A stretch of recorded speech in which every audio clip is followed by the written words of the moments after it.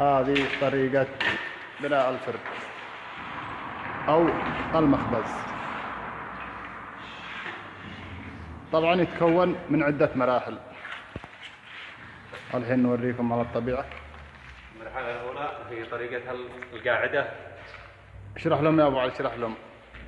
الطريقة الأولى هي القاعدة طبعا مع حقها القبة هني من الأرض. طيب. ثم دفن الجوانب. هذه الجوانب هذه كاملة. حسب الدفان ما ينضغط عليها. طيب. ترجع تبنيها الجنب على حدود متر أو 95 على طرف المعلم. طيب. وترجع القبة إن شاء الله نصورها لكم بعدين لما نبدأ العمل. هذا الديكور الخارجي. هذا الوجه. طبعا الأسود هذا كله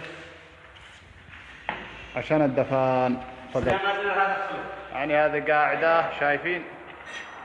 هذه قاعدة عشان القبة بتجي فوق. هذا المباني من الأساس عشان بعد نسوي دفنية، الدفنية طبعا تهبط. وهذا البنيان هذا يحمي التراب، وبعدين يتلبس من برا ديكور. هذا هو الديكور، شايفين؟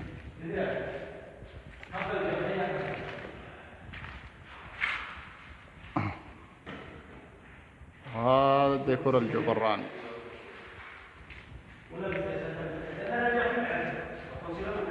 هذا أساس فرن، يعني بداية شغل الفرن.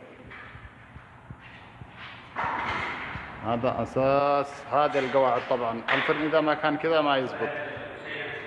شايفين؟ شايفين؟ بناها داير أسود وبيعبيها دفان وبعدين يبني القبة بالطين الحراري. هذا الأماكن بتكون ملح ودفان.